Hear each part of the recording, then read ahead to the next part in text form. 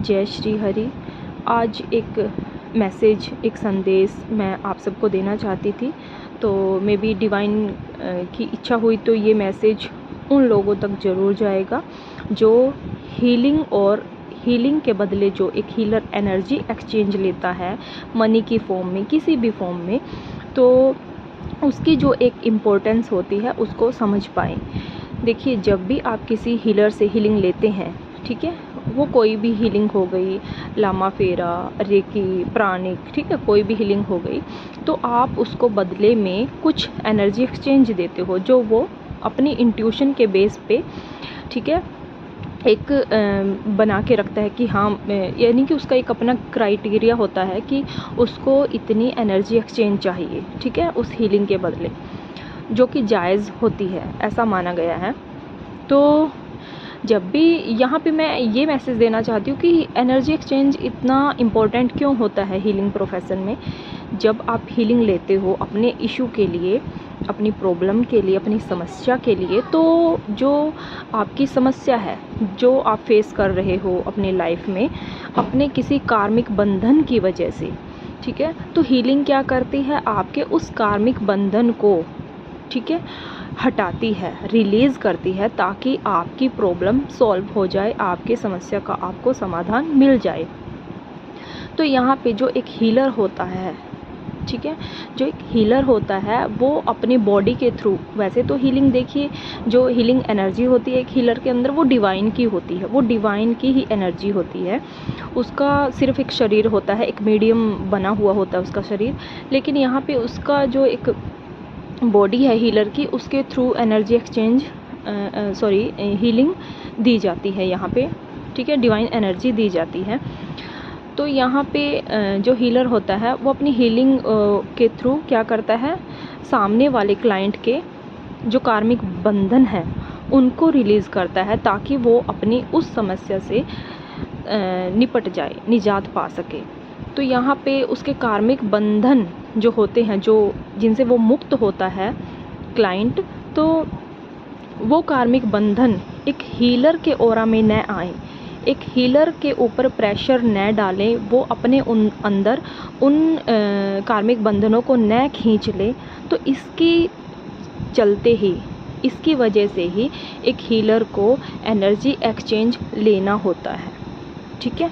तो यहाँ पे बहुत सारे लोग, क्लाइंट बोल सकते हैं कि इनका एनर्जी एक्सचेंज बहुत ज़्यादा है, पैसा कमाने का धंधा बना लिया है, ये वो बोल सकते हैं। खैर, मुझ तक ये बात किसी ने नहीं आई, किसी ने नहीं बोली, बट सुना है कि हाँ, ऐसा बोलते हैं लोग।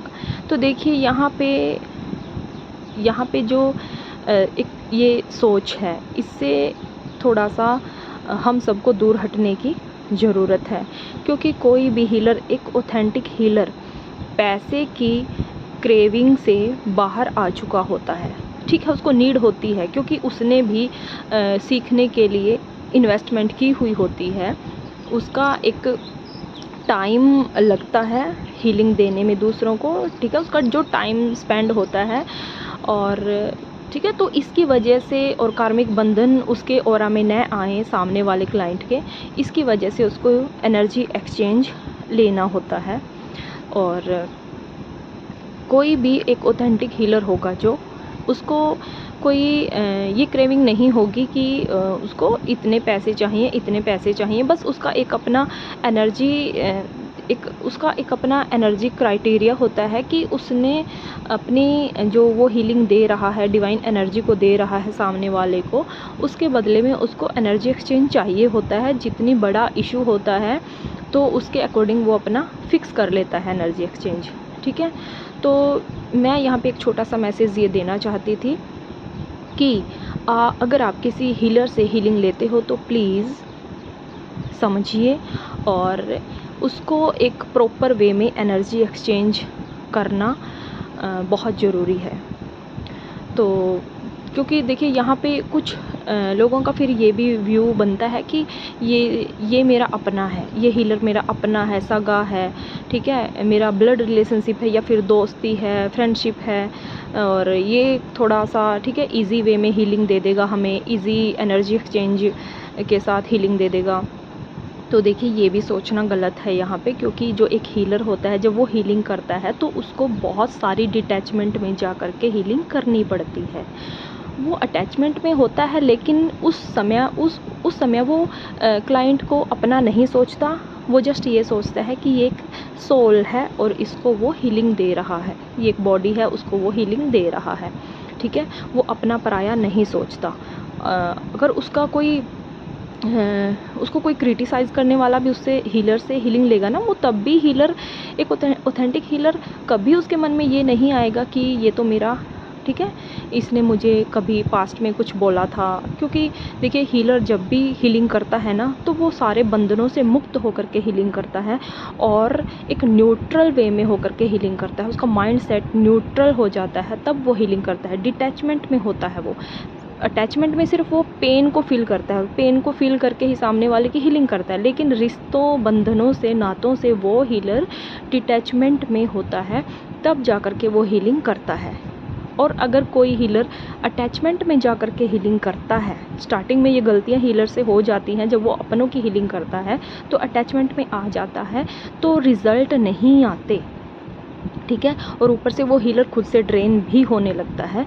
तो यहाँ पे डिटैचमेंट में जाकर के एक हीलर को हीलिंग करनी पड़ती है, तो यहाँ पे वो रिश्तों, नातों से बहुत दूर हट कर के हीलिंग वो करता है। तो इसीलिए जब भी आप किसी से हीलिंग लेते हो, ठीक है, तो यहाँ पे आपको उस हीलर की जो एक कंडीशन है उसको भी समझना होता है कि वो हीलर इस समय आपका अपना नहीं है, जो हीलिंग दे रहा है आपका जानकार नहीं है। वो सिर्फ एक डिवाइन का मीडियम बन के इस समय आपको हीलिंग दे रहा है। तो ये मैसेज था जो मैं देना चाहती थी, एज ए हीलर सबको देना चाहती थी। मे बी थोड़ा सा कुछ समझा पाई हूँ कि एनर्जी एक्सचेंज क्यों इम्पोर्टेंट होता है हीलिंग प्रोफेशन में। तो समझिएगा प्लीज़ और हीलर्स को सपोर्ट कीजिएगा। और अगर आप भी अच्छे से हीलिंग चाहते हो, हील होना चाहते हो, तो यहाँ पे आपको भी थोड़ा सा कोऑपरेट करना पड़ेगा, ट्रस्ट करना पड़ेगा और कोऑपरेट करना पड़ेगा। Thank you.